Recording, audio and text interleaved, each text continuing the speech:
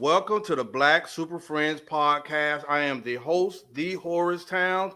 I am joined by the Black Super Friends, Chris Leo the Great, Mario Senior, please say the Senior, and the Ladies Man. We are the best podcast on the motherfucking planet. Whoa. Sorry, Dallas. We them boys. Run it.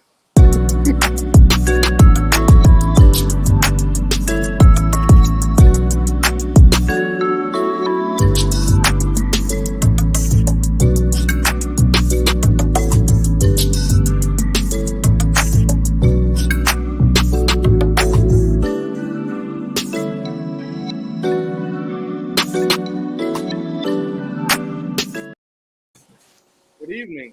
And tonight I thank you for the introduction that was fantastic. I was proud of humble that podcast earth. Our channel. Universe. Come on in.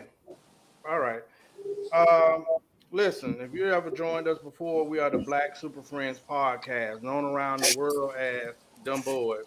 Sorry, Dallas Cowboys. We are Dumb Boys now, officially. Hey, you have a valid member on the podcast, so I spoke to them, and it's okay if we use the slogan. I paid my dues. Yeah, they didn't read the fine print, dog.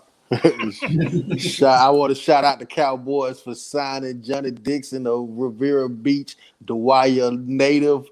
You know what I'm saying? Big shout outs to them boys. I actually made root for y'all this year.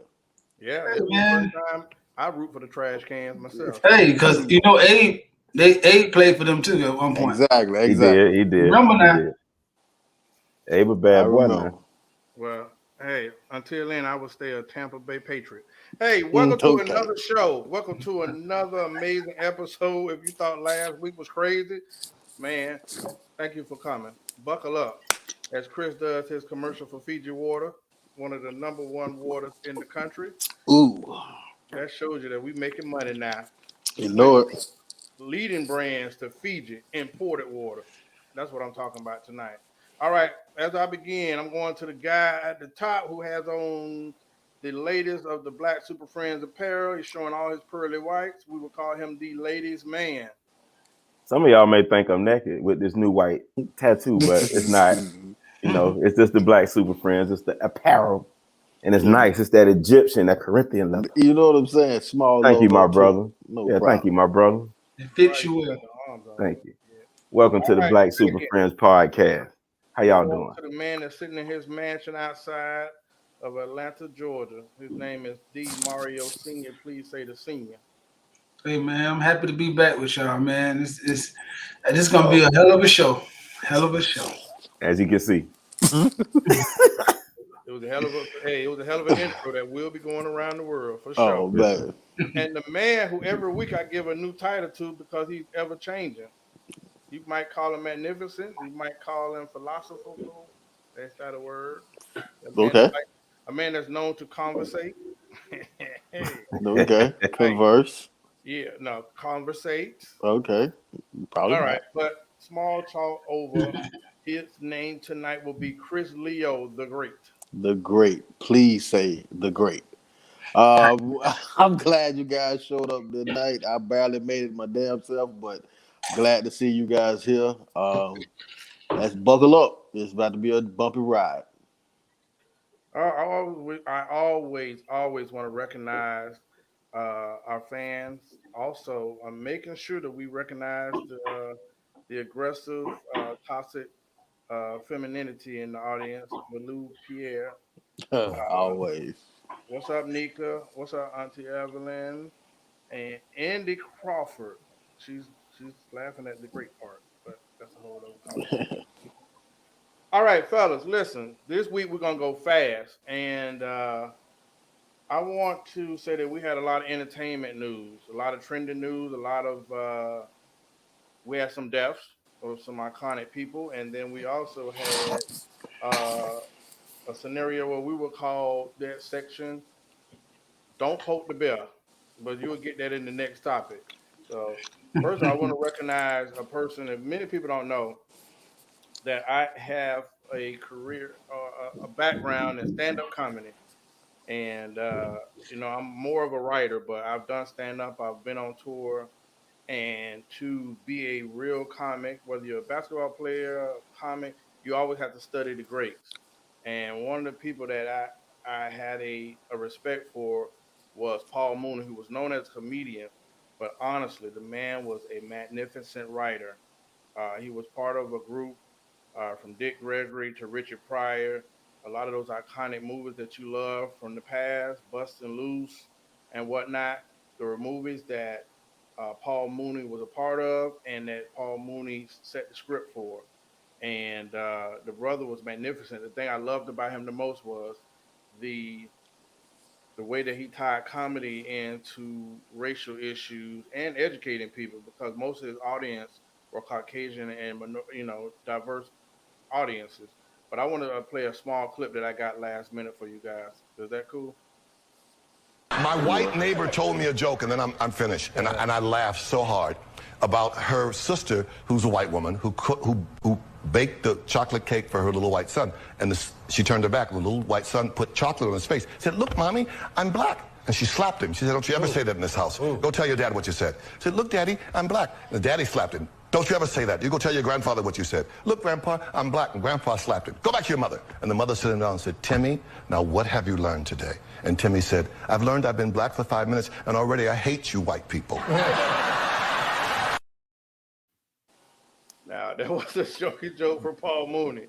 If you ever been to a Paul Mooney show, I don't understand it because the audience would be filled with white people, and most of his jokes was about racism and the atrocities related to slavery and whatnot. So before I go further, man, I'm gonna give the reins over to Chris as we talk about Paul Mooney.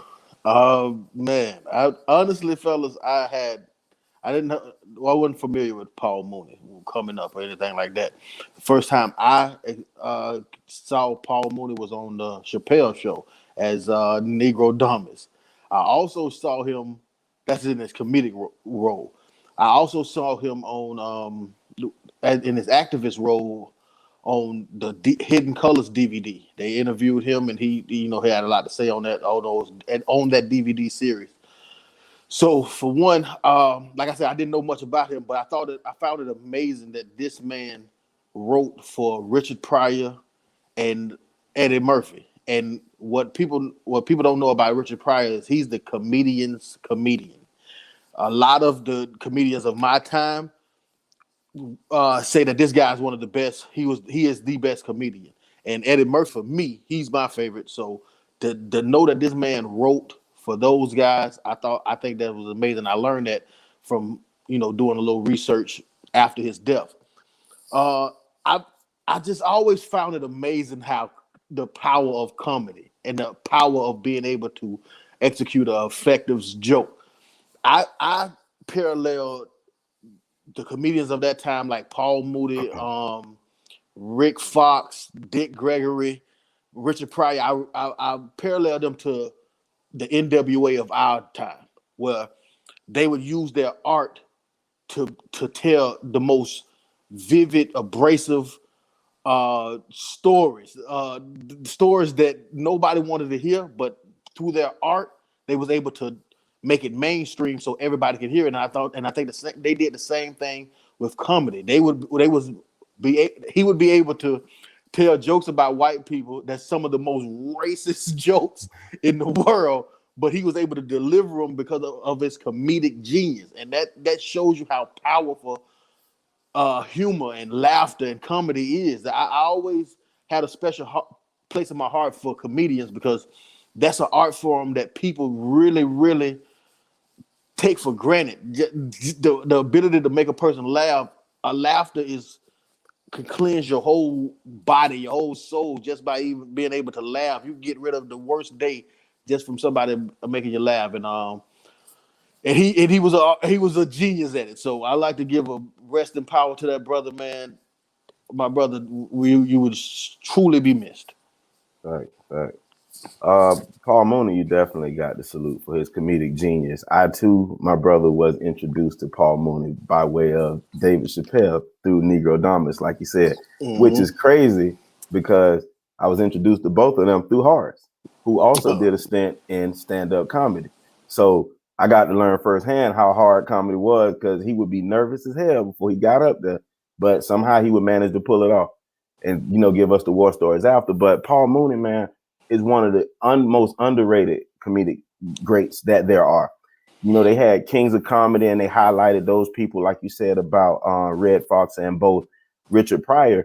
People look at them as the upper echelon of comedians, and Paul Mooney was there silently and hung out with those guys, and including Dick Gregory. So he got to mix all of those things into one. And if I can take anything from Paul Mooney, it's a clip I saw where he was just like, I don't sugarcoat shit. Why? White people didn't sugarcoat the shit to me. So he would give it back. So it's so strangely funny to see when he did comedy that it would be filled with white people, because he's saying the things that they want to say and joke about publicly. And he's making it, like you said, acceptable. Now, if you can laugh about it, straighten up, tighten up. And he would always, again, like you said, come back to check them. You joke about it, but hey, man, y'all gonna act like this don't happen? He's showing I'm dead ass serious, though. Come on, man, dead ass serious. So for that, Paul Mooney, we definitely salute you. Rest in power. You will be missed. All right. Well, I think that both of y'all brought up some great points, and the point that I just want to talk on, because y'all really highlighted Paul and all his I'm gonna call him Paul like I know him, cause all his highlights, because what Chris said is true. That he was like a magician of some sort, of like just putting jokes together. And then, like Zay touched on, when I seen Horace like going into his role of telling jokes, like all of us like to think we funny, not just funny looking.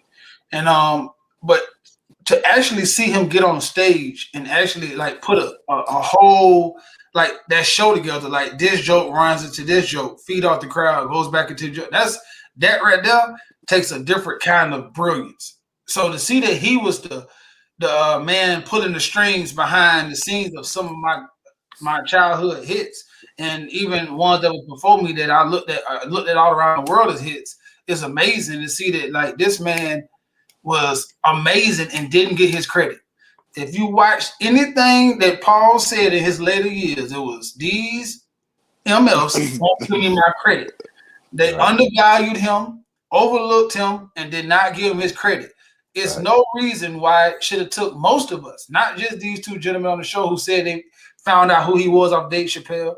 Most people should have known who he was, because most people knew who Richard Pryor was before Dave Chappelle. But to show that it had to have some validity to what he was saying, because he had to be overlooked. Because you're right. When you really start understanding who Paul Mooney is, you be like, how does this man not talked about on every front when they talk about comedy? They talk about Keenan Ivory Wayans and how he was a great writer and all this, but you don't talk about Paul Mooney when he wrote just as much on Living Single, in Living Color. So then you be like, no, this man write on everything that's contributed so much to the black community, and then he just like sweep up under the rug. Not everybody and all the comedians gonna come out and act like he's just the best thing going. But truth be told, a lot of people understood he was blackballed and didn't want to stand by him. They understood, like Tootie said, some white people enjoyed his jokes, but most didn't. And most didn't like it, and most didn't like it because most of it was truthful. And then a lot of black comedians in that time didn't want to stand next to him, because it means you would be put in that same category when they seen that he was getting overlooked, undervalued. So it's sad as I look back on his thing, because it's like every time I found another, dang, he did this, or wow, he did this, it just brought a little hurt to my heart. To like, man, this man really went through life in his latter years, fighting just to be recognized for work he had already done for us. Not overlooked by them, he was overlooked by us too. So, rest in peace, Paul Mooney. Yeah, the thing I want to highlight to Zay. Zay don't recall that there's a movie called Which Way Is Up. And Yes, I do. That movie got me kicked out. Yeah, man, that's probably one of the funniest movies. Like as a kid, I studied writers, I studied roles, and stand up. Like Zay would say, man, I would either if I was writing for another comic or if I was performing. If you ain't nervous before you perform, okay, if you rapping or doing comedy, boy, that ain't a good sign. You really actually learn to appreciate being nervous. But the thing is, it's funny how we can laugh about stuff that we won't have a serious conversation about. Mm. Paul Mooney opened the door for Dave Chappelle. One of the Yeah. most amazing shows that we had in this last decade was the Chappelle show, and he didn't do nothing but go at it. Some of the stuff he said and pulled off was like, whoa! But it was a hit. Everybody loved it. Like you couldn't get enough of the stuff. What was the blind black supremacist, white supremacist? Oh Uh, man. the Big the Smith. What? the, Yeah, I forgot yeah. his name. the Yeah. milkman with the last name, the M word. So Yeah, yeah. yeah, but that's brilliance. You know what I mean? Because we've seen people try to imitate a Paul Mooney and crash and burn. You got to really say what you believe with conviction. And Yeah. y'all right. A lot of people didn't want to stand next to Paul Mooney because they was in it for the money. Paul was in it for the art. That's A lot of people different. didn't. A lot of people didn't want to send it to me. To it. I was overlooked, overwhelmed, and everything. I'm glad that motherfucker dead. Now they can kiss my ass in my casket. And the funny thing was, all they did was fight and argue. But they were the best of friends, man. Some of those old tapes with Red Fox, can't leave out Red Fox. Can't. Mm-hmm. Man, those roasts that they did, go on YouTube and look at some of those celebrity roasts with Rick Fox and Richard Pryor. Man, Red. Richard Pryor got on that thing and shot up the whole crowd. Ain't nobody was left alive. So I must salute Paul Mooney, but I'm transitioning. Hey, Paul Mooney died for Kwame Brown could walk. Ooh. Yes, he did. Boy, if you ain't never your mama ever said leave somebody alone, you will know what that means right now. Because as sports commentators this week, there were a group of commentators, with Steven Jackson and Matt Barnes, who do a podcast called All the Smoke. And on the show, hey, what up, Matt and Steve? I got to tell a story. A lot of times people have critiqued certain players, and certain players are good, certain players are bad, but you become a joke, whether it's valid or not. Sometimes that name is said. And one of those players was a first round draft pick named Kwame Brown, who entered the league probably, I believe, at age 17. I'm pretty sure Chris will clean it up for me. Who Mhm. didn't have the career that people thought he should have, but nonetheless, he had a 12-year career. And this week, it just seemed like people just talked about Kwame Brown, and the same man that we never heard talk in life Hmm. arose from the dead. Mm. And he had some things to say. And the amazing thing about it, he said a lot of stuff, and a lot of it was true. And I just must share it because I am pro Kwame Brown. Can I do two clips, guys? Do your thing. All right. This is what y'all missed this week in social media, people. Peanut Gallery. LeVar Ball, he's known now as a crazy man. He's crazy for speaking about his son in a way that's beautiful. He's manifesting that his sons are the best players. They're better than MJ. What the fuck are they supposed to say? A man, if a woman had 2 kids, especially 3, that's pro, don't you think you'll highlight that story and say she's a good mama? But because he's an outspoken man, and you don't like something he say, this man got 3 kids in professional basketball. 3. He don't get no highlight. You don't say he a great guy. You say he crazy. But then somehow Kwame wrong. Y'all want to make this about me. I got example after example. That's Exhibit A. Man. I must go to Exhibit B. And we tired of you motherfuckers getting paid for fucking with people. We tired of you motherfuckers getting paid for telling kids they can't do it. We tired of you motherfuckers who successful and not telling us how the fuck you got successful, but keep telling us we can't do something. Cause it's funny how you motherfuckers' pockets and stomachs keep getting fat, but there's kids out here getting dumber and dumber. No offense. 4th grade reading level is real. Tired of this shit. You niggas, most of us black males get up every motherfucking day and we being left behind. We ain't building a motherfucking thing. You niggas keep spending all your money on belts, shoes, and hats, and white folks sitting there laughing at y'all dumb ass. You keep goddamn putting on pretty clothes and pretty shoes that you motherfuckers don't own. And when they shut the lights off around this motherfucker, you bitch ass nigga gonna be crying and running to a nigga like me. Man. Hey, listen. To my listening audience, I want to apologize, but it's a video. I really wanted to play the video for you guys to get an accurate description of what we were going to discuss tonight. Second of all, Kwame Brown is 6'9", 6'11". You think I'm gonna tell him he can't cuss? Hey, that man gonna say how he really feels. So, hey, you just got the Kwame Brown experience, and I'm gonna go to the latest man first. Man, listen, I forgot about Kwame Brown until this week, and they rehashed, like you said, man. Whew, they poked the bear. So let's talk about that first video, because that first video was, I thought, one of the most pivotal videos that he posted all week long.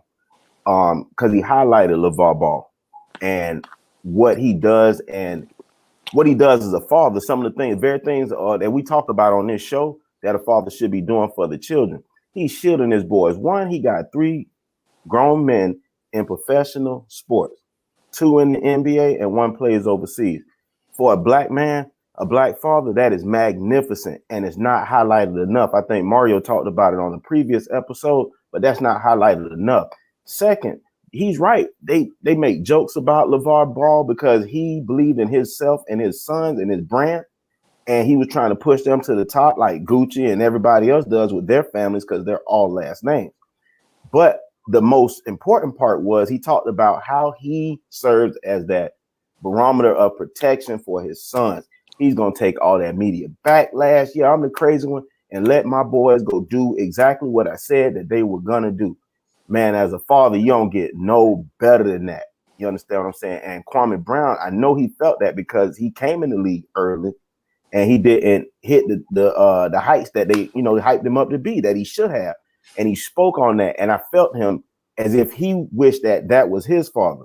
Like we probably would have wished. Man, we had a conversation backstage amongst each other earlier in the week where I highlighted to all my brothers on this stage that Kwame Brown is us. The points that he's been bringing forth about the second video, which he said that they find certain Negroes to put on TV to give them a platform to tear other black men down. And he was telling the truth. Black men shouldn't be tearing other black men down, but we see it every day. And he just went on a checking spree. He checked Stephen A. He checked Matt Barnes. He checked Charlemagne. He checked, what's his name, George Floyd's homeboy, Stack. He checked everybody. But the things that he was saying were true. And they couldn't deny it. So, you got to be marked safe from him. So I could identify with Kwame Brown. I forgot all about him. They talked trash about this man, about the 63 points that Kobe scored, and he scored 1, but he was there. So, talk about that. Those are some of the things. So, salute to him. He didn't get his flowers. He did the best that he could do without that guidance. But now y'all got held the bell because y'all bothered this man, and he ain't bothered nobody. And I respect him. So, Kwame Brown, hey, I forgot all about you, but I respect what you're doing, and keep on talking. Talk your talk. What y'all got for him? Well, I was on to this earlier. It's funny because I watched a lot of Kwame Brown. I got a homeboy who sent me every one of Kwame's. As soon as he went live, he tagged me in it. And I seen a lot of the rants because actually it was funny, it was entertaining. But when I got down, I had to go back and say, let me actually look at the podcast that, started all this. And I heard it was two separate podcasts. One with Jeannie Buss and one with Gilbert Arenas on All the Smoke. So that's what the problem was. It was multiple mentions of him. It's like y'all done said the joke. I heard the joke a lot of times. But now y'all two as basketball professionals who understand it's other stuff that go into the reasoning and why my career went the way it did. And I understand when people who don't play the sport at that level don't understand, but you guys should understand. And y'all know the real story. So for y'all to keep beating me down, it's like, I don't want to hear it no more. And I'm finna just go at y'all. So then I was like, yeah, I'm Kwame. But then I thought, and I went back and listened to what they said. And if you listen to their podcast, they joke, make innuendos all the time, as everybody has done at Kwame. And he harped on the word bust. So by the definition, anybody who makes the NBA can't be a bust in life. It's the percentage is unrealistic. Then to be the first player drafted number 1 out of high school by Michael Jordan, the expectations of your life and what they wanted you to be was just. I don't think nobody would have lived up to that except for LeBron, Kobe, and maybe a handful of other people. So let's get that straight too. None of the people who were talking about him had been in the same system. They stats don't match up to that expectation level either. They would have been considered a bust too. The Stack would have been considered a bust if he had got drafted number one straight out of high school by Michael Jordan. And what's the At that age too. what's his name on the red? I can't Matt think. Barnes. Matt Matt Barnes. Barnes. He would have been a bust too. So when we're looking at that word bust, I think that's what really teed him up. I started to see the good stuff that Kwame had going on. He said one thing. He said, "I could do whatever I want. I never worked for a person. I got my mom out the hood at the age of 18, bought her a house, and she stopped working. My brothers and sisters and stuff never had to worry about working. And my kids have never worked. I own a tractor and a whole bunch of land. I'm self-sufficient, and I don't answer to no man." I said, "Wow, that's what I obtained, and that's what I want to obtain in life. Like that's my goal right there, to have that. It's not a number in my life that tells me I've made it. That level of freedom that he possesses right now is what I call success. That's how so I said, man, my hat's off to him. But I went back and forth because at the end of the day, I look at it from both sides like I do all the other stuff. And then I'm gonna throw this to Chris. I look at podcasts. Podcasts are opinionated episodes of somebody's opinion on what they see, what they thought, or what they think. So when they did this, and it was the jokes threw in there, however it go, they still was talking about his career. And Kwame Brown's career, he actually did suck. Let's get that straight. He was not good. So when we talk about points per person, per side, back then was a big man's game. Kwame didn't do nothing. And I understand his reasoning, and it made sense. Jordan and the style of play. But the facts are, compared to what we call superseding your talents and busting, you are what the NBA considers a bust. Now, in life, you can never be considered a bust. But on the NBA level, when you count everything equal as comparing NBA stars' life and their expectations, then you would be considered a bust. And you've been hearing this all along. I want to know because I heard his explanation, but it's just funny to me that comment from these two guys just sent him on a world tour of slaying the whole NBA foundation. So shout out to Kwame Brown. Shout out to their podcast too, because what you understand is they go back and look at their podcast too. And at the end of the day, like Zay said, to piggyback off him, I hope that they come to a good agreement where it goes no further than the internet talking and chatting. And these three men, four men, or whoever he talked to, can sit down and say, you know what, we men, hey man, I apologize if you took this that way, and I apologize if you took that way, and they just go on about their business. I hope it goes to them. What you got, Chris? Well, when it first started, first of all, I would like to say I watched Kwame Brown while he was in high school. I watched Kwame Brown when he got drafted. I watched Kwame Brown basically all through his career. Now, I'm not saying I was a Kwame Brown fan where I watched every game, but I watched the guy. I never heard this man speak until last week or whatever. And he's a very, very interesting guy. I think he should dip his hands into podcasting or in YouTube or whatever the case may be, because he's a very, very interesting guy, and he seems pretty smart too. And when this first happened, I can understand how a man can get tired of that joke, like the bust joke, the worst number one pick of all. I can understand how a man can get tired of that joke. And you said something about him basketball.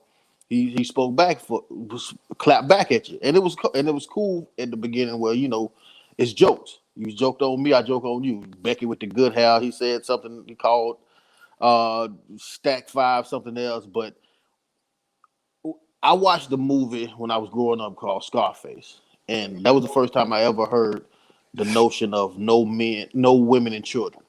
That was a gangster code that we do what we do, but no women and children. So when he started to talk about the man's wife and kids or ex-wife and kids, that's why I kind of check out of that.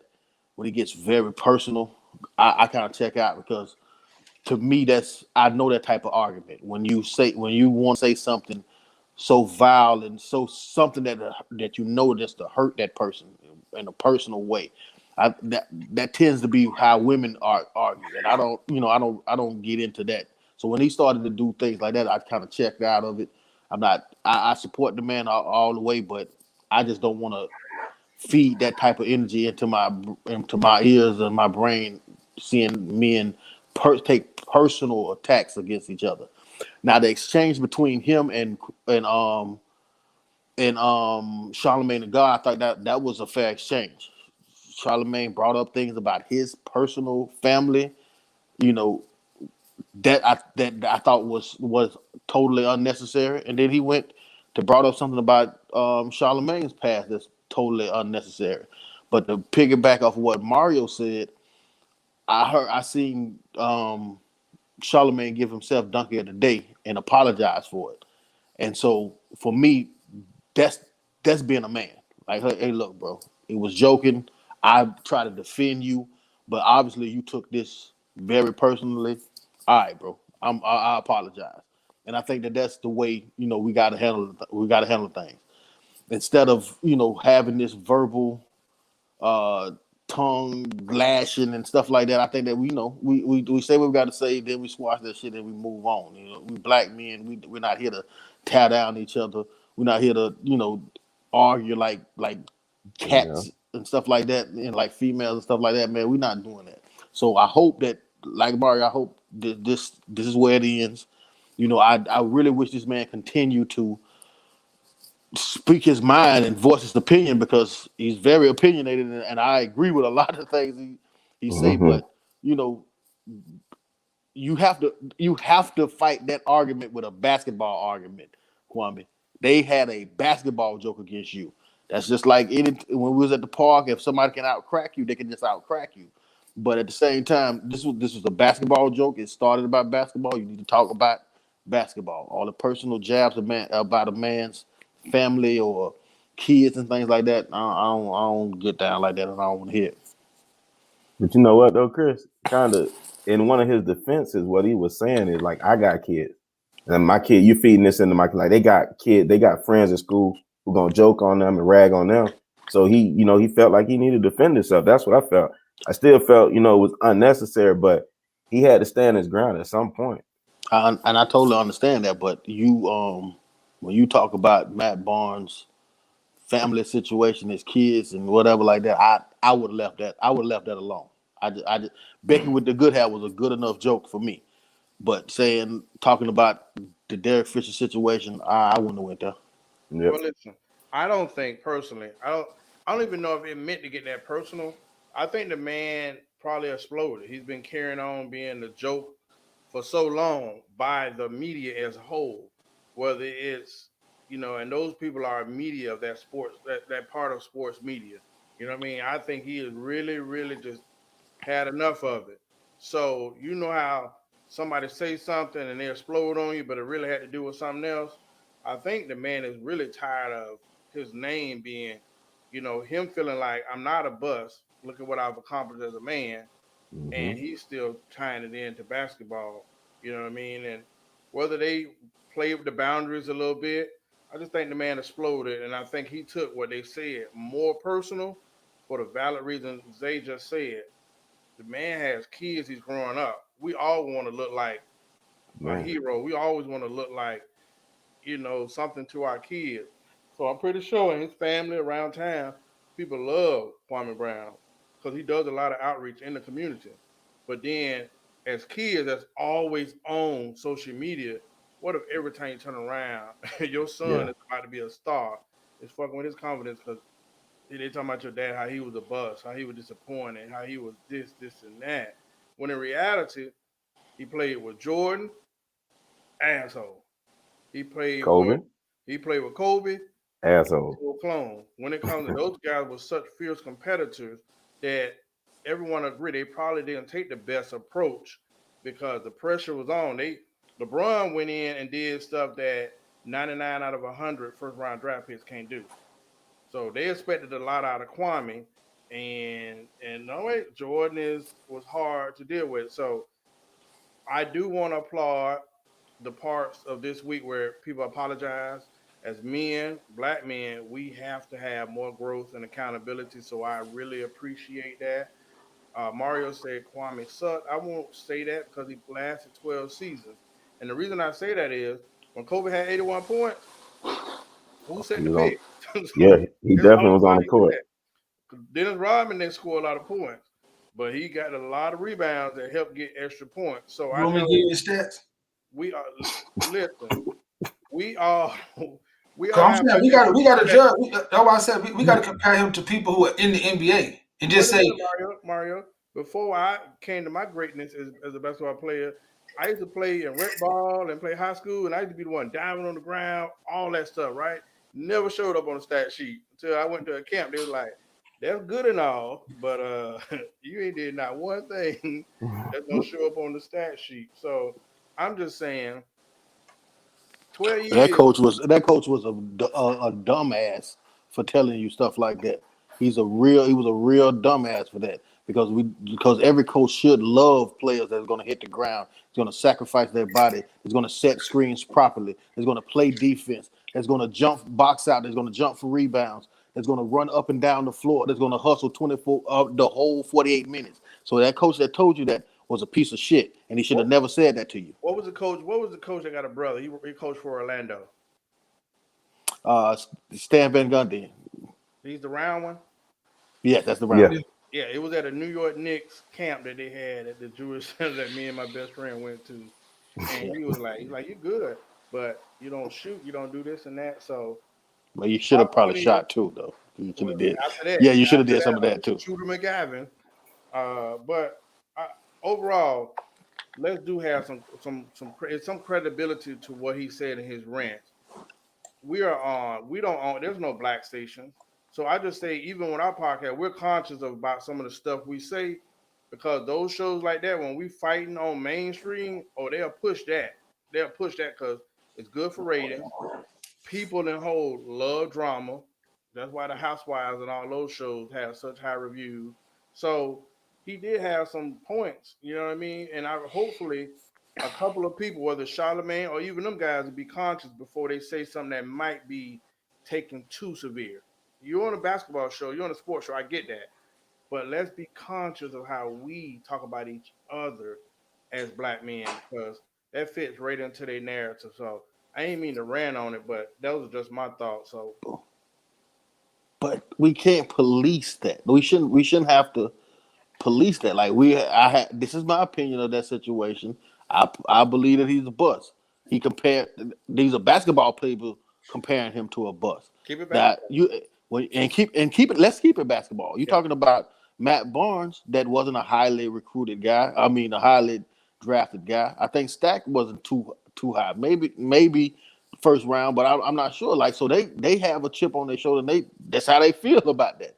We you remember in high school, shit. If you get cracked on, you get cracked on. You either go to crack back, and that's it. But we can't be sensitive to say, well, I don't want to talk about Kwame Brown being a bust. No, I mean that's their platform. They did to take it to where you take it is a bit much though. Let me go to this point because I want to drag this on.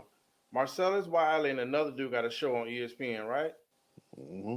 And for those two brothers to be on that show, that show, every other joke was, oh boy, yeah, I'm gonna be on you like Kwame Brown. They were showing the clips, and I was like, two black dudes. Yeah, that They was. acted like real females for 2 days, pushing that beef between Kwame and the boy from All the Smoke. And I was so disappointed. I don't expect much Mhm. from them boys at all.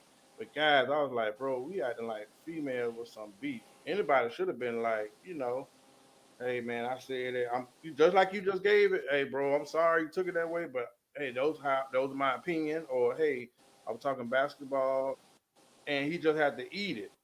But for us to be so hyping up, and so I got a question. So do anybody suck in basketball? Yes, Because that's and what I'm saying. So compared so to if, basketball so if I players. say that anybody 12 sucks, years, so all he right, 12 so years. in 12 years, because right now you talking about getting hired at a job. So if I had my job for 12 years, that don't mean I don't suck at my job for 12 years. That mean my management should have fired me, or people was trying to hope. Because at the end of the day, Kwame Brown is 6'11", 290 pounds. They took into consideration what you said. Oh, his first go round, he was with Jordan. So maybe if I get him, he'll be a little better. Okay, he was with Kobe. Okay, they kept going through. But when you have career stats, we're not talking about nothing personal. We're just talking about basketball here. They're critiquing you on your basketball skills. If I go out there on the court right now, and all of us play, and we play 3 games, and I hit 1 point, and you say I suck, you can't be like, well, at least Mario played. No, I sucked. I'm saying you got to call a spade a spade. Like at the end of the day, this man's stats was after 12 years. And most of these stats came in the last ending of his year. At 6'11" and 290 pounds, 6 points and 5 rebounds. So I'm okay with you not getting 6 points. That's cool. Sit everybody down to score. Like you said, Dennis Rodman. Do you want to hear Dennis Rodman at 5'9"? I mean, at 6'9" stats? Do you want to hear Charles Barkley at 6'8" stats? No, Do you want 6'4", to hear all those 6'4". guys stats? Because what is a bust? A bust is when you come out, you get drafted in high school. Your potential level is to the roof, to the moon. We're talking about only basketball, not life bust in basketball. And then you come out and you average 6 and 5. Bro, I don't know what else to say. How many first round picks don't last 1 or 2 years? Then they'll bust. But I'm saying, like I'm not gonna say they'll bust. See, I'm not talking about skin color. I'm not talking about his family. I'm talking about strictly basketball. If there is a bitch who's sorry and you fit the criteria, I'm gonna call you sorry. Like my brother, brother, black, white, Puerto Rican. You sorry, you sorry. I seen Steve Kerr go through Michael Jordan. I heard stories of Steve Kerr getting punched in the face by Michael Jordan and fighting back. If Steve Kerr can take it, Kwame, you should be able to. Cool, coach. Some people can't. Listen, and that's cool. That's why I didn't get into that. He's 6'11", blah blah blah. Certain people are mentally, once you get to their confidence and all that, they're done. But then you got to call that a name. That's the same thing women do that y'all say y'all don't like. Like you got to take some accountability, bro. If I got on the court every day and I didn't do good, you have the right to say, Mario, you did not do good. Point blank, period. If you smashing a chick and you think you're doing the Roger of Roderick, right? And she doing and she is here, boo, right? Now you are. And then the whole time she didn't say nothing, and she said, "Yeah, he sucked." I gotta think to myself and say, "Damn, she didn't say nothing. I might suck." Accountability. Accountability. I love it. Who you is, man? What you got, bro? With them kind of stats, I want to take his side. But with those one thing Stat said, I got to give Stat. He said, bro, let's talk about basketball. My stats eat your stats up. He was right. Men lie, women lie, and numbers do not. Listen, I'm not going to do this because I'm pro Kwame Brown. And I want to with the Dallas we Cowboys. See how this going to go. What would you do with those Dallas Cowboys? Not right. But every time you say something, that's what I'm saying. If we 2-13, I ain't gonna say, hey Tootie, I'm offended that you talked about my team. Come on, as a black man, don't tell me about we suck. Come on, bro. I heard Kwame today say it's okay for a man to be a man. I heard that out of his own mouth. Mm-hmm. But be a man and understand you suck. Tell your son, hey, your daddy made it. I prepared this life for you. Have more than 6 points and 5 rebounds, son, if you make it to the NBA, and they won't say you suck. Be better than me. That's what I'm gonna tell little Mario. Exactly.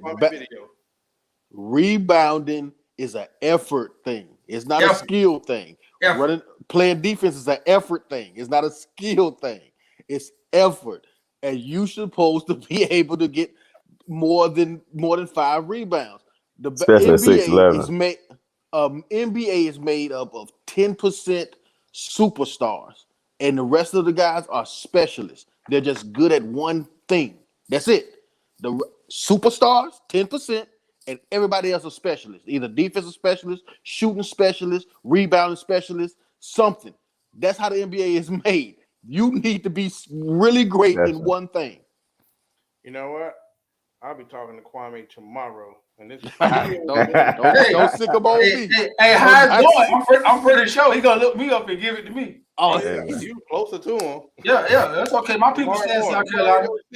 So you ain't the only one on the tractor.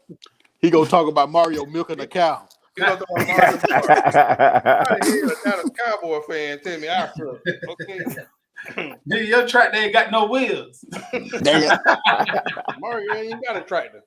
You jumping over the fence You at your borrowed it. own farm. Yeah. What's a cowboy with no horse?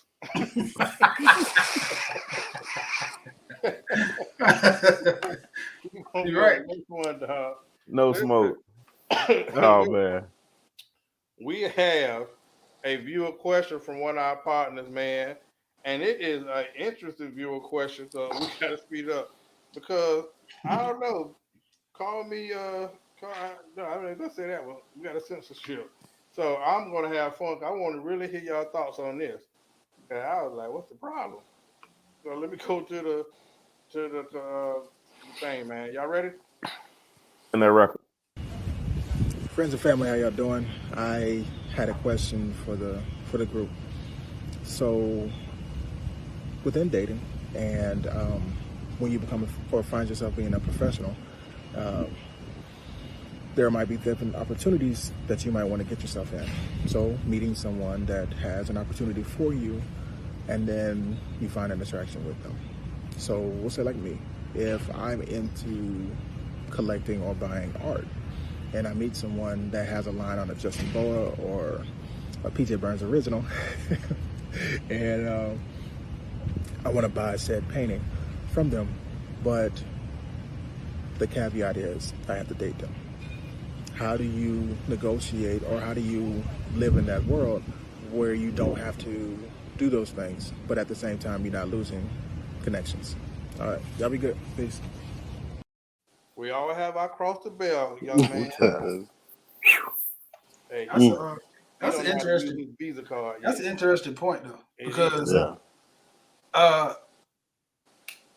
it's a hard water to navigate because of this. Right now, I think that first of all, I want to take my hats off to him and say that I think that he's leading with morals and understanding and a bit of self-control that most guys in his position would not have. Let's just say that. So I want to acknowledge that and say, PJ, good job for even making this a point, because most guys would have just went into it, got what they needed, got the painting.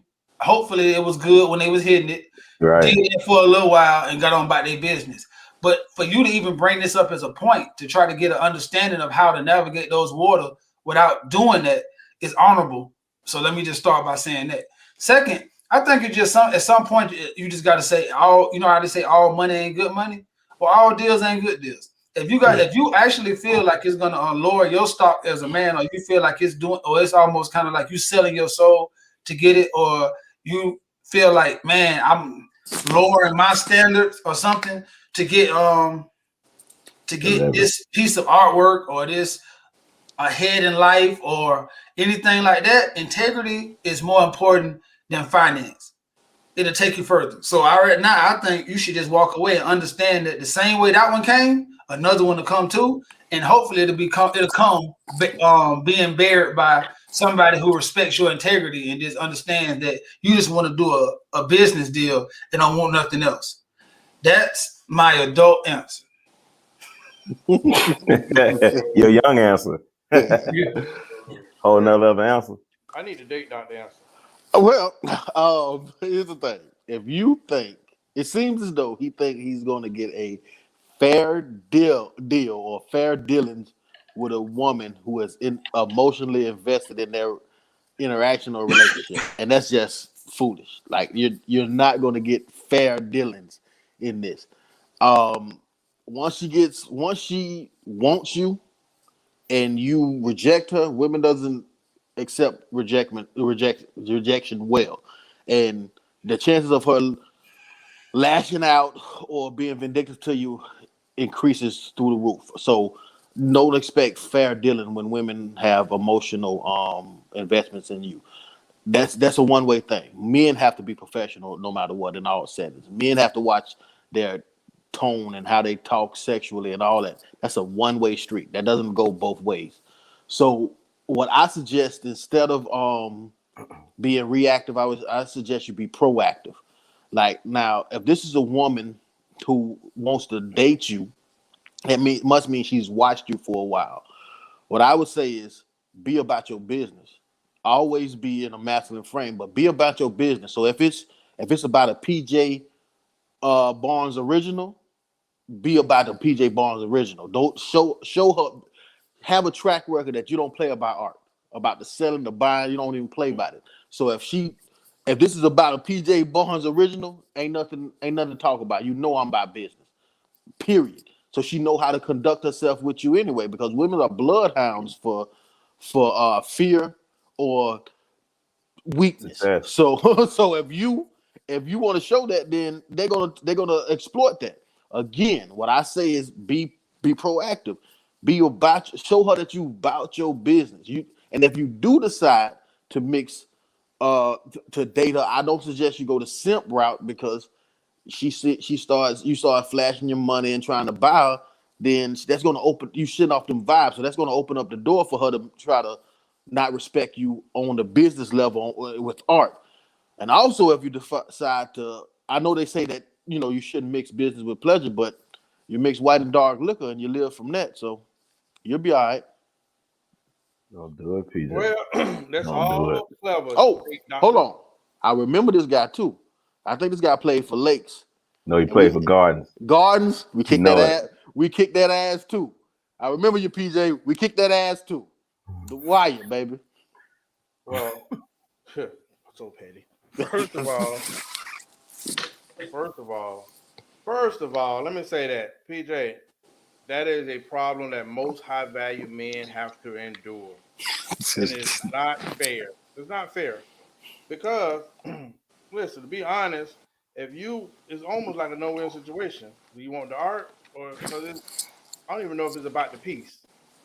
It's about the piece. It is about the About a piece. piece. You can guarantee you that. Bet your bottom dollar. It's about a piece in the way you look at it.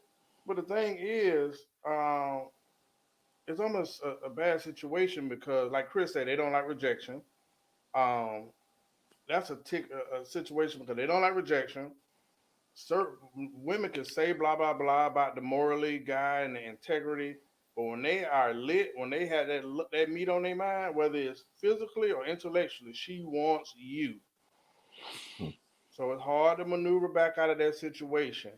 Now, to be honest, I applaud your growth, and sometimes you're gonna hate it. I used to always say I hate being a good guy. In my 40, when I hit 40. 30-year-old me, shit. This house will be filled right now with new furniture. It'll be filled to the rim with meat money. $40. Hey, man, let's get this. Well, 30-year-old me had this thing did paid off for me. But this situation a little different because in the business world, man, it's almost like politically. I was always was been conscious about men always we love women. Yeah, we love sex. But as a high value man that's being sought after by women, if he's seen with this person and it don't work out and he's seen with another person, now he's labeled. So it's a bad situation for guys.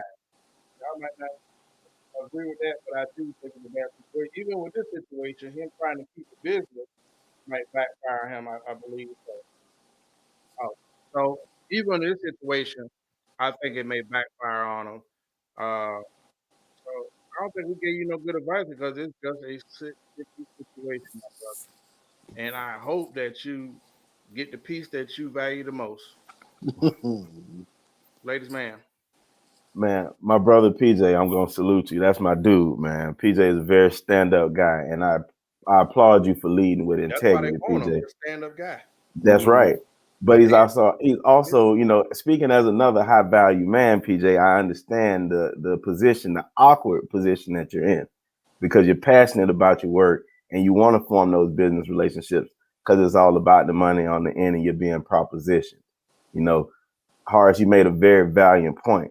Remember Grace Jones on the movie with Eddie Murphy when she tried to throw that Pootie Tang and she asked him, "What are you gay?" good He example. just was trying to be a gentleman. Good You see example. what I'm saying? And deal with what we have. Now, like PJ, my brother, I too have been in that same position where you're that lead or you're that go-to person. So you have to deal with women, and you have to deal with them with integrity. You can't mix the two, PJ. No money and honey it's not gonna be right. Your money is gonna dwindle because once she give you the honey, she gonna get her money back. Don't go for it, bro. Stick to the business plan, like Chris said. That's it. But that's the advice that I got for you. Deal with them with integrity, make your money. I don't like to mix business and pleasure. I wouldn't suggest that you do it. My brother, is so many more fishes out there. And see, you're a high value man. They'll No. come to you. What piece has the most longevity? Well, Don't people, think Mm-mm-mm. about it. What do you mean? The piece that Piece want to of be there? marriage, a piece of that's always what's which gonna make one it last? appreciates and value. That's yeah. So you want the appreciation, not the depreciation. Hard. What's See, gonna that's make that's 20 and 30-year-old. But I think this another value because PJ is a single man. He is. And I think another valid question for PJ would be, do he even want the second piece? See, because it's different when the girl who's throwing her piece at you is unattractive and you have no want for her. But are you saying no to keep it professional or no because she's Grace Jones, Ooh. 2021? Chime in, PJ, because we need to know this. See, That's a that's the very difference. intricate part. Or he don't want to be labeled. You know how you work, you the only male in the office, right? And there's a couple chicks. And Got you hit that opportunities. one. Now, hell, you find out you hit the wrong door, and now you off limits to the rest. That happens. You must have picked the I don't ugliest know. one in the whole damn Bruh, office. Then me I and Zay know, worked or in the either, I office think like they that. turn up. and Me I and Zay think you worked didn't in hit the that office door like right. that in the year. Yeah. You hit that ugly door right. If you want to screw them hinges, anybody come in, they'll come on in. Me and Zay, you me and Zay worked in the office like that a long time ago with nothing but women. And this one dude messed with this one chicken for the rest of his career in that place. Oh, you talk to so and so, and he was just like, But you know that's what? what they that's That what they was say that was the publicly. 1990s women. You know, these modern women. Man, I'm saying Oh, they say game on. that same establishment said that, like Chris said, on this floor, but behind closed doors, it was a It's like whore. a totally the professional. Touche. So He said the look, people love to say "ew" in public. Oh yeah, and bump Yeah, uglies in the uh-huh. dark. Mhm. But that's Tangle cool. web we. That's integrity, PJ. Keep your integrity, my brother. You want to keep it professional, like Chris said. Then set your standards and let them stay there. And if you can't meet them, then guess what? It's just not the deal for you. Yep. And that's just that simple. We kick It's a listen. y'all lot of ass on that Arizona. basketball court. Hey, We it's a kick lot of y'all Arizona ass on that nights that way basketball too. court. Chris, stop living in high I'm school, just saying. man. I know it's been Come on, man. over 20 years. Hey, Let it but go. hey, Let it listen, go. I think my boy give you the one-on-one right now though, cause Oh, y'all it's both over with. kind of, y'all Oh, in that. that Oh shit yeah. over with for me. I'm talking about nothing. You talking about a triple double, 14 fouls, 10 You talking about turnovers. archie rival? What? Well, listen. I want PJ to know while you value your integrity, also value your dating record and your image. It's a meat shortage, so make them count. All right. Hey, You in Okay. high demand, brother. You is in high demand. keep fighting the good fight, PJ. She sure gonna put them out there on the listing. Mhm. Bruh, protect your whole facts. 50. All right, listen, the last meme of the night. This is another one where I would not have much insight to help with because I just thought it was so intricate. Um, I'm going to show it, but I'm also going to read it for Chris, those that can't read at home. challenge, Chris. Mm. Oh man, I forgot to load it up. So my bad. Hey, but the question was while I loaded up, once a woman becomes Whoa. exclusive to one, shut up, Don't. Mario. God damn. Dongas. Once a woman becomes exclusive to one man, the resources that other men in her life provide usually cease. Not only is she sexually off limits to other men, but in most cases, her ability to interact with men, love, and cultivate relationship with other men ends. Duh. And for most women, that's okay. However, the mature women who are more dynamic in how they live, their male friends and companions are an intricate part of their lives and business. The notion that a woman should be limited to one man should be based purely on that man's ability to provide the vast majority of what the woman needs, and that's what rarely happens. This came from Michael Basin, and boy, I'm gonna save my comments because a lot of these radio people always come up and people listen to them. It ain't Steve Harvey, it ain't Michael Baisden, and you put stuff out there, and you got a bunch of idiots that run behind it. But I'm gonna save my comments until I unload. Man, that's another pause. Mm. But I'm gonna go to the date doctor first. Okay, so well, are we gonna put up the meme? I'm Have working we on it, man. loaded it? Okay, so I like to break this down piece by piece. It says once a woman becomes exclusive to a man, the resources that other men in her life provides usually cease. Duh, you got that right.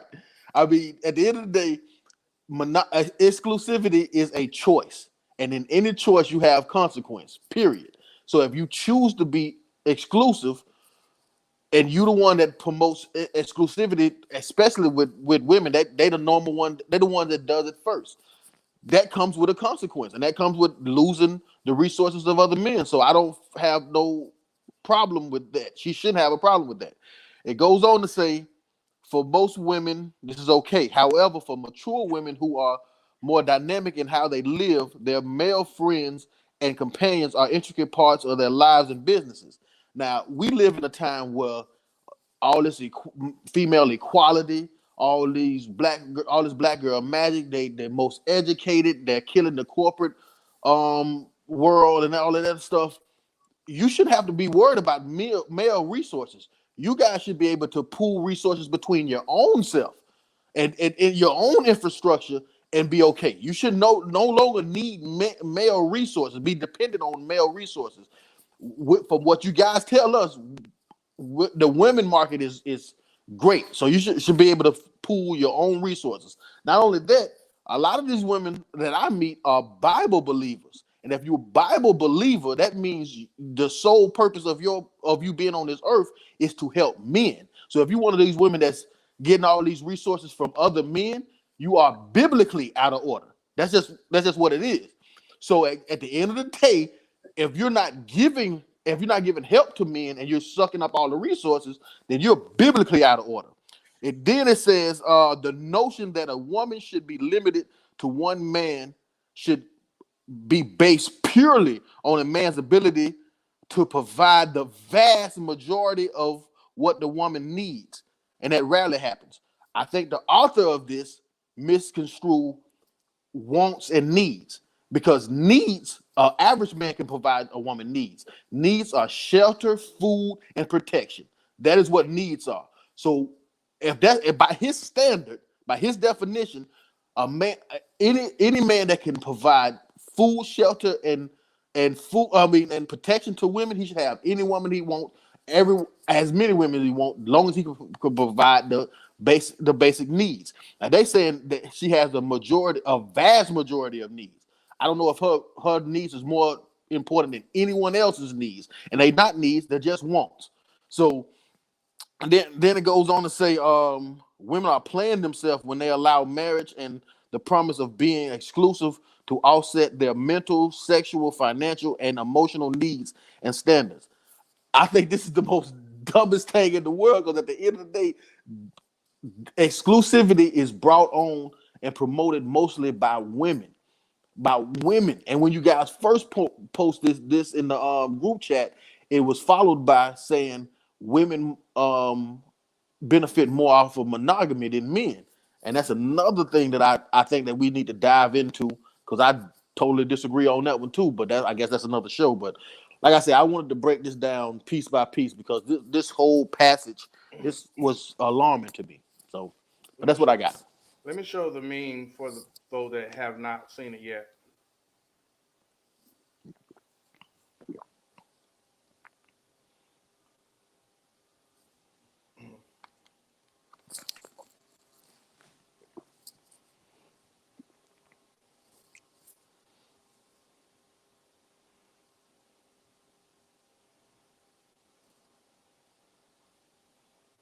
Mario. I think Chris just laid that out so eloquently. So I won't beat a dead horse, because I think any horse that was galloping through his pasture has now died. Um, I think what the piggyback off of what Chris said though is and to add one more point is, I think we got to understand who this is coming from and who Michael Bazin really is. Like, first of all, he had a show, and he's like Steve Harvey's big brother, Derek Jackson's uncle. He's the grandfather of stirring the pot, and like Dr. Hughes said, trying to stay relevant. This whole post was just to generate likes and his name in the public and to get around, you know what I'm saying, to get, because this makes no sense. And I think he's an educated man. And I've heard him talk before, and I think he's highly intelligent. So to put this whole paragraph together and say all this misleading, uneducated, and don't even tie together stuff together in one sentence is like, come on, bro. We can see what you're trying to have clickbait, because this makes no sense. It makes completely no sense. It has no validity to it, no factual basis, and it's overall dumb. Michael Bazin. And maybe this is one of the reasons, I don't want to be the brother now, but that's probably one of the reasons why you're not in the house no more, because we can see that you don't have you're trying to search for topics. Because this don't even make no sense, bro. So you're telling me right now that one part that says, oh, now a woman has, a man should be able to fulfill everything that all the other men did for her to be monogamous. Nine out of 10 times, the woman is the one who wants the monogamy. She's requesting it. So I'm pretty sure if you tell that man, hey man, I ain't trying to be monogamous with you. I want to keep Eric, Steve, and Willie and let all y'all hit it, and then we just play this merry-go-round game. I'm pretty sure most men gonna say bet. So Michael Bazin, nice try. What you got? Listen, I want to say this. First of all, let's give a background on Michael Bazin or whatever his name is, right? You couldn't help because before XM, he was on the radio. You driving home from work, you hear it, and every show was clickbait before clickbait. First of all, he's a swinger, mid-50s age swinger, and he's also an atheist. So a lot of his shows were controversial, what made people tune in because we love drama. But I never in my life thought I would hear a grown man over the age of 50 reading scriptures from the City Girl Bible. Let me say it. Because the whole thing about, man, I had so many problems with it, but what makes me mad is the Derek Jacksons, the Steve Harvey, the Michael Blazins, posts like that will trend. And I must say, as much as I love the creed that, the old creed hoes do it for money, thoughts do it for fun. It's like a lot of this stuff is breeding whole culture.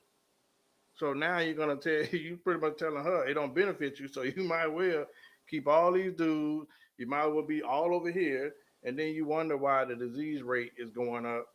You wonder why people getting effed up because in the midst of all of that, player stuff that women are trying to do now, people have trouble keeping it 100, and then somebody find out. And don't forget, we just a couple years ago had a lot of domestic situations that ended badly. So when I see stuff like that from a media personality to a radio personality, I think it's irresponsible. Hell, I know it's clickbait, but some of it is irresponsible because right now you have a section of people saying they're looking for love, but nothing adds to that. The stuff that you hear promoted more is about, hey, if a man wants you, he got to do X. He ain't no man unless he paying for this, buying you that, taking you that. And when the Bible say a man is to provide, and what it provides, Chris hit it earlier, the essentials. So now when I see even some rappers, I forgot the boy from Migos. Well, his that came back to haunt him. We're talking about you ain't a man if you ain't buying her Birkin bags and all this stuff. Man, some of this stuff is just pure damn idiotic. So listen, my game ain't never gonna be in my pocket, and you ain't gonna never see me out here like that. I I am thankful for the Prophet JT Money for all that he's done in my life, and I wish that he can cultivate Amen. and get to the second generation of young men out here. Let's get things back to normal. Mhm. Ladies, you the latest man. Let me hear it. Don't be up here simping either. Listen, man, I'm gonna leave that to you. I'm gonna get you the chain. Don't worry about it. Soon come. However, though, I thought that I'm glad to know that I'm not the only one that thought that this post didn't make no sense. That was just crazy. But then I thought about who Michael Basin is. He's a red dude who screams poly life. So this screams you're trying to coerce or woo some woman into why she should still be dealing with you. So like you guys said, clickbait or just trying to be relevant. Because bro, that made absolutely no sense. I was gonna say I don't even know how to come and attack this because how? Like, what are you talking about, bro? Right now, you just trying to stir the pot, and like you said, it's one of those posts that women will sit and argue the hell out of one of us about how he's right. But I'm glad that we don't have those type of women that follow our podcast because they tend to think the way we did that was utter trash. And that's all I'm gonna give you on that one, Mike. That's all you get from us tonight. Good try, like Mario said, but it ain't working. Look at Valu's question. You see that? You see what she wrote? Are we advocating monogamy for the fellas so we can have someone to be the monogamous with? No, the first question, the first one, not because it always got to be about the fellas. The first time she asked, "Are we all advocating monogamy for women? Are we? Do we advocate monogamy for women?" I don't. I'm asking y'all. I'm saying I always do. She been on the show long enough to know that. I advocate monogamy because I advocate for marriage. So that's those one and the same. I don't think you could be. It makes no sense to be monogamous without marriage. So to me, I don't. I do. I always say responsibly do what works for you because I know a couple that's polygamous couple and it works for them. And we've already talked about that show, and it's not what people think. You know, what I mean, it's a dude and got his 2 wives, and you think it's just an origin. In reality, there's some unique, eccentric experience going on. So, monogamy, hey, that is cool, but I tell people to do what works for them. But I almost think you held it against Michael Blazin, Michael Bazin, by being a polygamist or living poly life. It's almost like you said you equated that with not equated, but you put that with atheism as if both you couple them together as being against or something negative against them. How do you feel? How do you do the? If you watch Michael Blazin is a clickbait. He's polyandry. He's poly. No matter what, he just likes to rebel against traditional things. So he did a show. He used to do a show called "Pimps in the Pulpit," right? Where he went after the church, but he did it for that.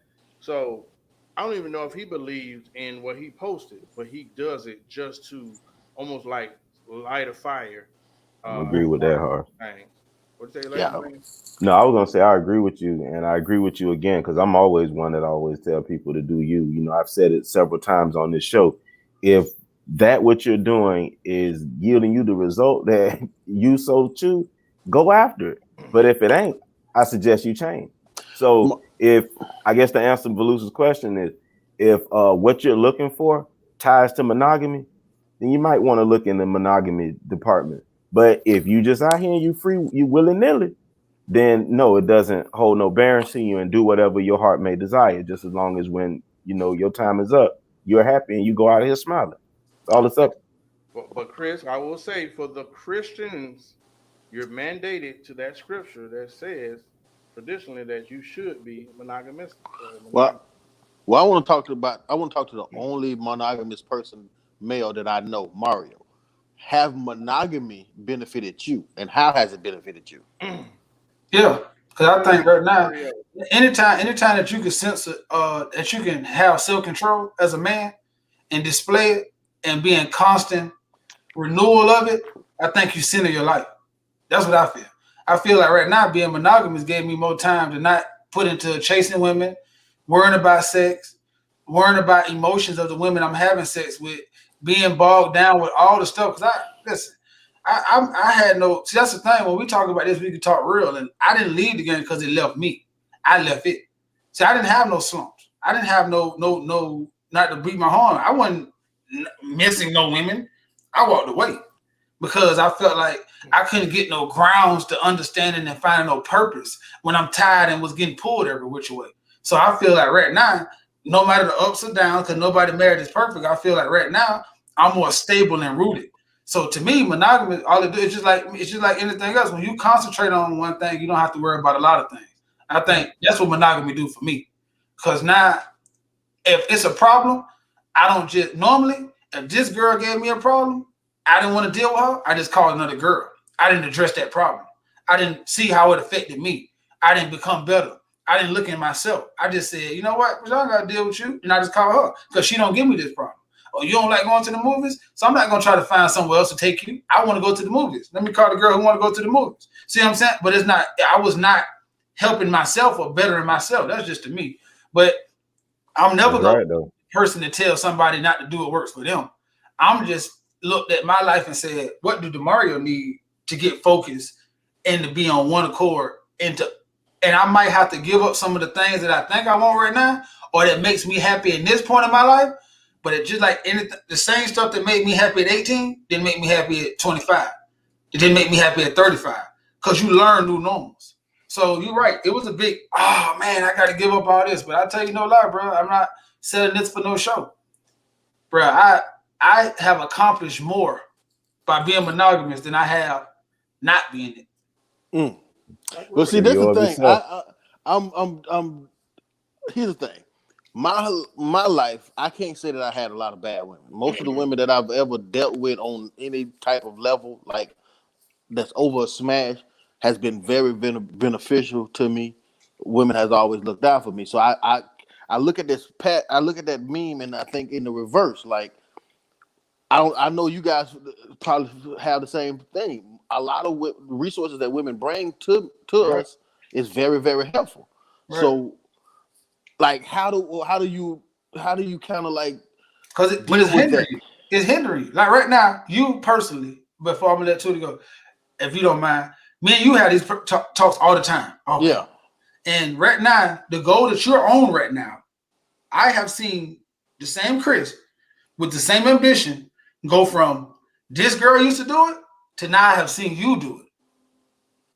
I seen this girl used to help you with this, but now I've seen you do it. And not only have you done it, but you do it better than that girl ever could have did it. But you never would have seen it if you hadn't been on this new mission that you on right now. That's what I'm saying. I'm just from the outside looking in. I've seen you accomplish in the last year and a half when you said, bro, I'm gonna do this, slow down on this and focus on this. Bro, look, if you just sit back, you don't have to say nothing to nobody. Look at what you have accomplished by doing that. Then you just say, no, okay, well, I can see the focus level goes up because that I agree. Right. That I agree. Because I like I said, from last year to this year, I said I was gonna set record lows in women that I smashed. And 2020 was a record low, and 21 is probably even worse than that. Right. Like it might beat the 2020 numbers. And again, yes, I have seen personal growth from that. But thing mental is, too. Mental too. Not just financial. I'm saying our conversations got more in depth. Your search for purpose, other than money, has got more in depth. That's what I'm saying. But you know why? Because bro, you freeing just like this. Me and Tootie say this all the time. I don't want people in my life who emotionally dump on me. Bro, let me tell you something. You know why women always say they want a man who listens? The dump. Ladies, close your ears, because most of them got a lot of problems. So then, if they feel like you a man who listens and who's a protector, provider, and what they gonna do? Bring their problems to you. So then now, a casual screw. If you got like Tootie said, a team. So this is a casual group of women who you're screwing continuously. So now you got 5 women that you're trying to be the shepherd to. Mm-hmm. Bro, that's overwhelming when you don't even know how to run your own farm. Right. So it sounds good. That's my whole premise. If you can do it, hey, put your cape on. Superman fly. But most men get caught up in the thinking of, I can do this. But bro, you don't even got yourself. So how could you do that? That's just the reality of it. And that's real. You ever had somebody feeling good and then somebody come bring something to you and they blah, blah, blah, blah, blah. Then they jump on you. Fuck your day up. And now it's over. Feeling better. And now for real. And you done. But that's why you able to do it, dog. I'm saying you the same guy. You the same guy that helped me get back into school. I'm saying, so your mental capacity has always been there. But you know this, just like anything else. When you focus on it, and then we always understand God's first gift to us was a woman. So our women can always pull us in whichever way she doing. That's as men, we always gonna chase women, no matter how much we don't want to. So I think right now, if you got women, and I'm pretty sure that when you have a team, you like them women in some sort. You might not want to, be with that one single woman, but you like that woman, so you're gonna care about her. You're gonna care about her wants, her needs, and now, how in a day you trying to be an entrepreneur, progress in your business, work 3 women, bro? That is amazing if you could do that and still be successful. Because most of the men who have multiple women and who's successful, got the money, got the power, got stable, and then they picked up multiple women who, guess what, don't go against or don't demand a lot of time. All they want is what? Things. Because even if you're successful with a lot of money and a woman want a lot of time, you still can't do it. Yeah. That's why they don't mind paying the city girls. Because all I have to do is fly you to the Bahamas while I'm still making millions, beat your back out, and then you have nothing. Yep. And that's what I'm saying. So I just believe I'm always push for monogamy because I believe it builds structure in the Black community and it takes us back to our roots. We so far behind, bro. We can't afford to play these games on, I think I can handle this. I think I got it. Nah, bro, we are behind the 8 ball right now. We need to go ahead. To me, this is just Mario speaking, not speaking for the whole Black Super Friends. Settle down, get a 2-family household, build wealth, generational wealth. We might not get to do everything we want, but we'll set our kids up for it and then keep on and then get the ball rolling. Monogamy or marriage? Which one is more important? To me, marriage, because it holds you accountable. I think marriage forces monogamy. Like Tuda said, if it's Christian based. If it's godly based, then marriage gonna hold monogamy to a head. So I believe if you get married, then you're accountable to God for your actions, which will entail makes me monogamous. Okay. Yeah.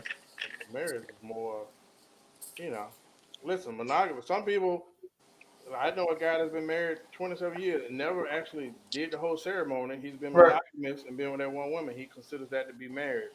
Right. I say that 100% of your energy and time is an important factor.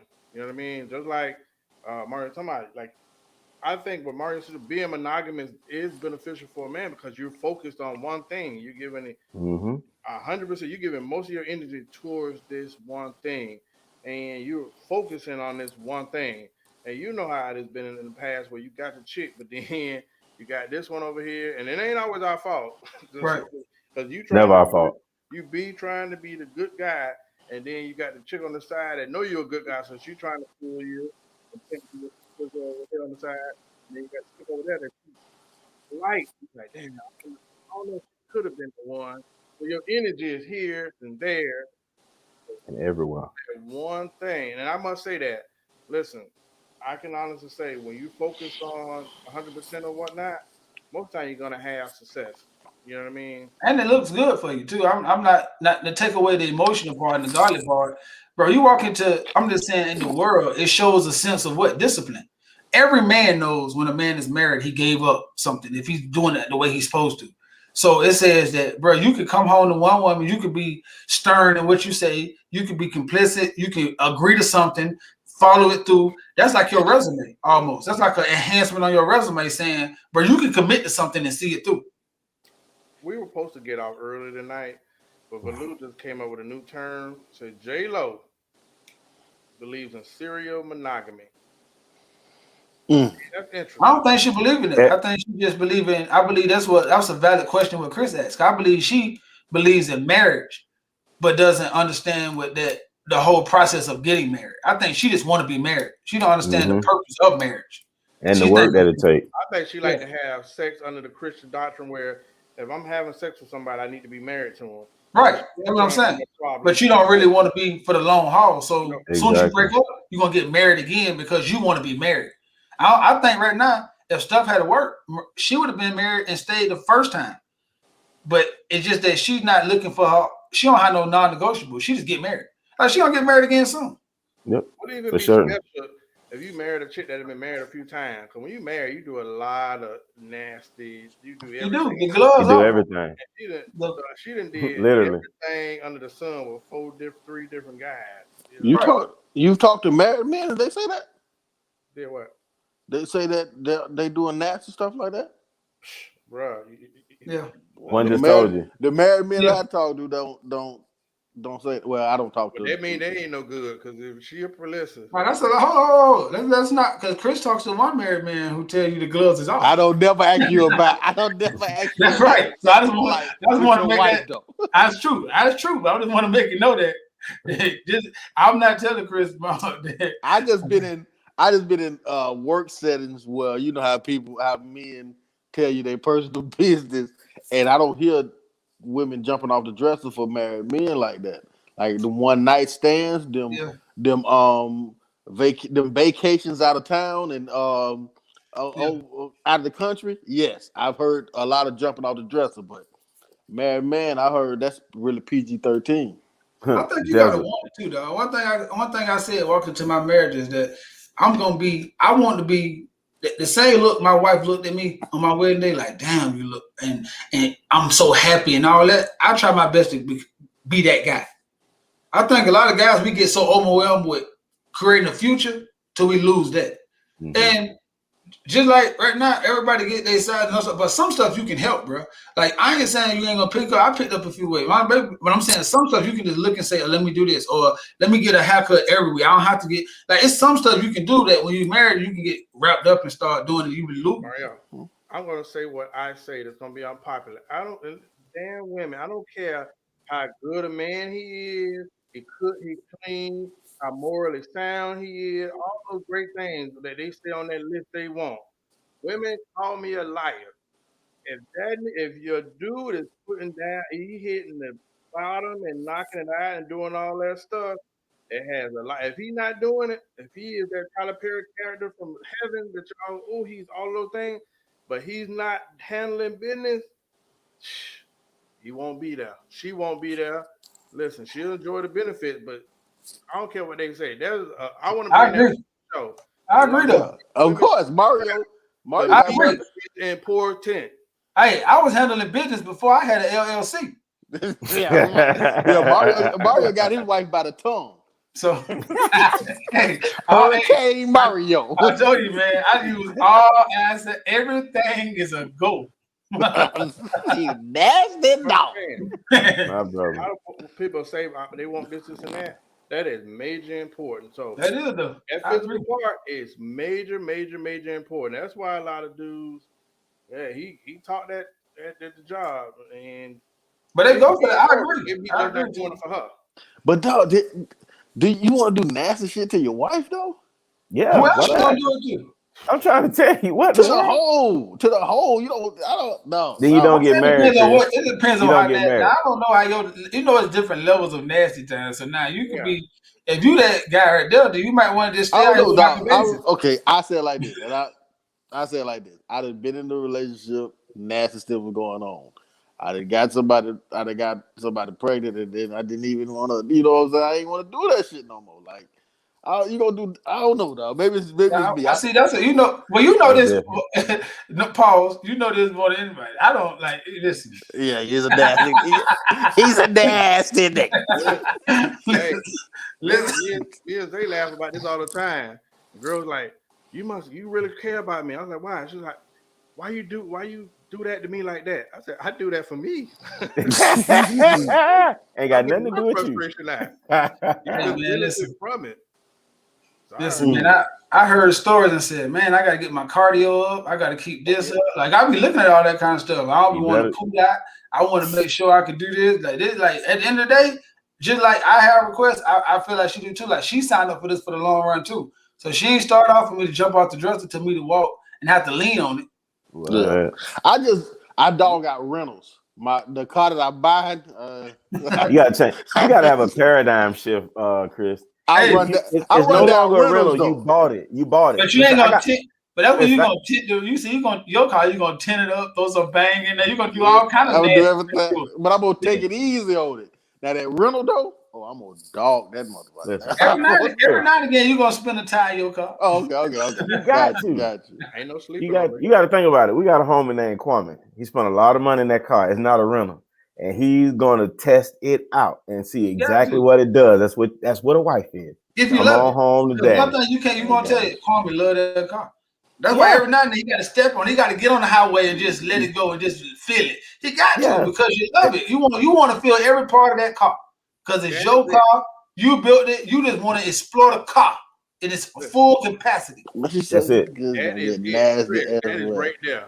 What's that? Be nasty. If you But listen, Chris, she gonna she get gonna be nasty nasty. elsewhere. You better get real nasty, man. I don't know. They definitely will. Listen, Let her take her ass on then. Little I'm telling nasty you, What are bitch. you talking about? This is and craziness. she gonna Chris was do just it telling too. him Listen, today. If she gonna leave, if she gonna cheat on me, not these monogamous loving women. No, don't say that now. Chris, I got a flag for you, Chris. these are Hold on, women wait a that minute watch now. Lifetime and all these fantasy and erotic movies. They mind is filled with all kind of scenarios. Well, Yeah, just like we No, need to but have, no, my just like we need to have self-control, they need to too. I'm gonna hold myself to the same accountability. You don't think women out here showing their butt on Instagram all day, and I gotta say, so yeah, okay. If Chris can't come through every time and knock the bottom out and you cheat, you still wrong. You signed up for that too. but I don't think she said every time. Chris was making like, from Well, what she I said heard, if you I'm don't get saying she nasty, yeah, wanna not every marry me time because though. of the nasty things she wanna marry me because of the nasty things I done. That's what got her wanting to marry me. But I'm that's just what you saying were saying about once women before. When she does that that's thing, boy, ooh, you said that's what's gonna tie you in. exactly. But then once you done married her, you like, do I really want what I'm saying her down there? Yes, that's what got me to sign on the dotted line. You Do I want want all my? of that. Chris, you You tripping, want man. all of that, Chris. I don't know. Maybe Don't I am. change it, Maybe Chris, I because am. you'll become the guys you talking about at work. Yeah, Keep it she does the well. same. Uncle Junior told us the way you met that girl, well, you I'm gonna got to say keep this: it just there have a or get conversation. better. Oh, Have well, a you want to pull conversation. your I you think this pulling because your you might meet a girl who don't want to do that either when she get married. you So choking and it's pulling your somebody for wife out. everybody. And I'm Huh? not. Yes. Some people be like, I'm Oh, sure I'm doing all that too. So you just gotta have that conversation, like, man, I ain't really, Make sure. and then let her know. She might be like, shit, bet I ain't with all that jumping out the dresser That's either. true. I was trying to lock you in too. She we locked, and y'all can go rock in the chair happily ever Well, after. And you're the right. deal Then is, you better get a conversation. Then don't just jump in there and assume and then lay down on that young lady because she Right. gonna So then squirm up out of there. That ain't right there. that's like having a V6 Camaro. Woo! listen, Don't make any more of those, please. ain't no but secret I'm there. recovering. I'm recovering. I can't go back. Quit No, put a you can't have crackhead in a hoarded crack out in house your like 20s that. and 30s, my brother. You got to keep that same vigor. Man, Why we please. got to work out, kid? You an asshole. You gotta do it. You can't even be mad when you ain't got there. See, Lock that's why I started staying away from cliche stuff. You see that right there? What you just put up? What you do to keep them, you have to do that and something to keep them. What you do to get them, you got to do that and something to keep them, right? So women like to say that a lot, right? I even hear men say that a lot, right? But the first time when you go from a cheerleader to a bus driver, you tell me I'm wrong if I leave you because I should have understanding because you're a mom now and a bus. See what I'm saying? So that's what I'm exactly. saying. Like you can't use that when it's convenient for you, and then I can't use it when it's convenient for me. So I think everybody needs to stop throwing these in your windows out to understand what that means. So you're right. That means if you was going to the gym 6 times when I met you, no matter how many kids you have, no matter how many jobs you have, keep going to the gym now. Mm. So what's good for the goose is good for the gander. So if I got to keep jumping off the dresser every day after I work 12 hours and sweating my back out and working out and running miles to do that, then you better keep doing squats. I don't want to hit it. I got to cook. I don't want to hit. So that's what I'm saying. So one is one now. I'm just saying my level of nasty is. I'm just saying you do I want to be doing that and that to my wife?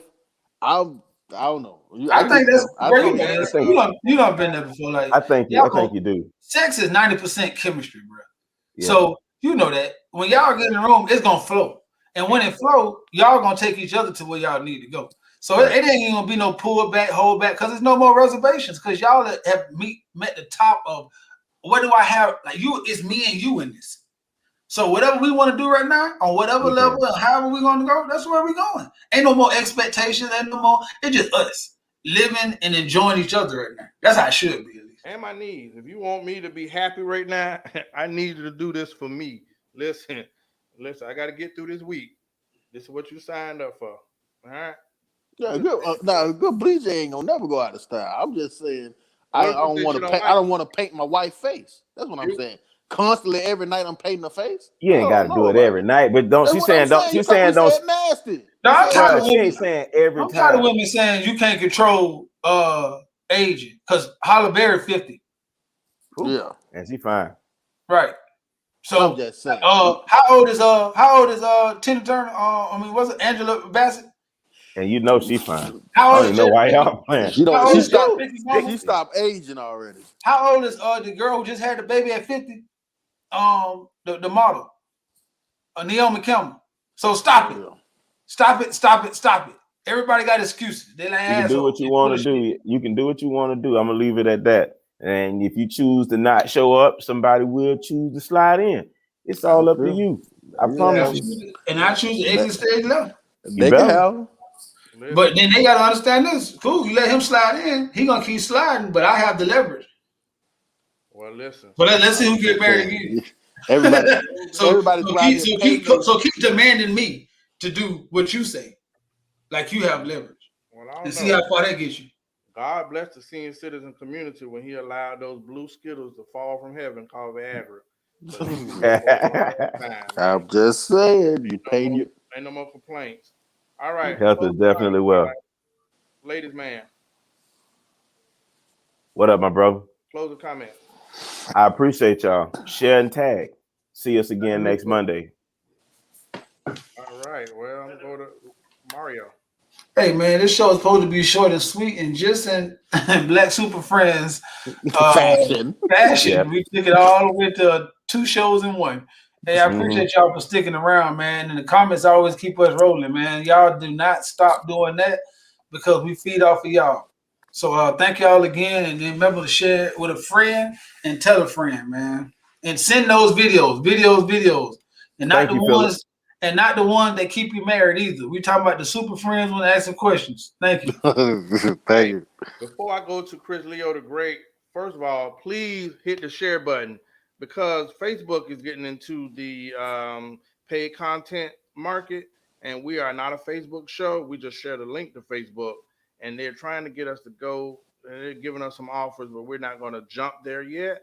So please share because now views are being censored Yeah. and limited. So some of these shows are 57,000 views, but Facebook does control Facebook does control who sees the show. And third of all, I want to say, I really want to say that hey, we've been on the air for 1 year. This is the best podcast, bar none. Hey, I take that challenge by anybody. So what we're gonna do this month, man, do us just like we do viewer questions. We're gonna put you on air. So send us a video and tell us about your most memorable podcast show this season. Whatever topic it was, whatever joke it was, send us a video and we're gonna put you on air. We're gonna do a couple-minute clip with all the people that watch our show every week. Hey, me and Malcolm, I'm gonna make a video. I'm gonna play like I'm somebody in the audience, and say I'm using trash. But all our fans Mm. write in, put a video up talking about us. It's 1 year anniversary of the Black Super Friends podcast. So do your thing. Chris Leo the Great. Yeah. Well, I'm glad you guys joined us. Coming from a guy that don't want to paint his wife's face for the rest of her life or teabag his wife for the Aye, aye, rest aye. of his life. I'm just saying because you said nasty. But hey, it's getting close to Father's Day, and we want to celebrate Black male excellence. And I want to highlight black male excellence. I want to give a shout out to the CEO of Stupid Pants Gang, Mr. Palm Beach. I think this is a great idea. Long before I started my entrepreneurial ventures, he was doing his entrepreneurial ventures, and I wish back then I would have gave him a lot more support. But now he's doing this thing. The idea is amazing. He can make you one of a kind pants that no one else is wearing. I mean, you can go to the store and get you some pants however much money you want. But if it's more pants on the rack, that means other people are gonna have them. I suggest you go and get you a pair of stupid pants. You not only do you have a pair of unique pants, but you have actually a pair of art. You wear a pair of art. So I want to give a big shout out to the CEO of Stupid Pants Game, Mr. Palm Beach, who happens to be my brother. Keep pushing on, keep being innovative, and keep being creative. It's black male magic. That's what's up. Salute. Hey, thank you for tuning in to another amazing show. You never know how the comments will flow. You never know. I tell you what, I don't know if we've ever really agreed on any topic, but that's the great dynamic of the show. Shout out to my kids, Tyler, Jamari, and Kendall. Shout out to TTD Tito, which is my oldest son, who is in his music career, starting to get into his growth as an artist, and to my baby, Kendall, who is now actually joined the music industry in his own, and actually Good. sounds pretty decent, surprisingly enough. Hey, So, guys. gotta encourage your kids. One last thing before we do go, we do want to give you a big shout out, Philip, for being a gentleman and giving us a video, man. That's bravery, the step forward. The women have come through with plenty of videos on questions. Thank you as a man coming through. Because we have questions too. Hopefully a lot of you guys follow suit. Send us your questions. We'll pop them, answer them. You'll get feedback from both us and the ladies. Therefore, you get a valid answer. Appreciate you. Yeah, appreciate you. All right, tune in. Listen, it was supposed to be an hour show, but Hey, man. you know how they talk. Hey, join Sometimes. us for another episode next week, Monday Night Raw, 9 p.m. Joined by my three best friends, the Black Super Friends, signing off. Hit that share button. Later.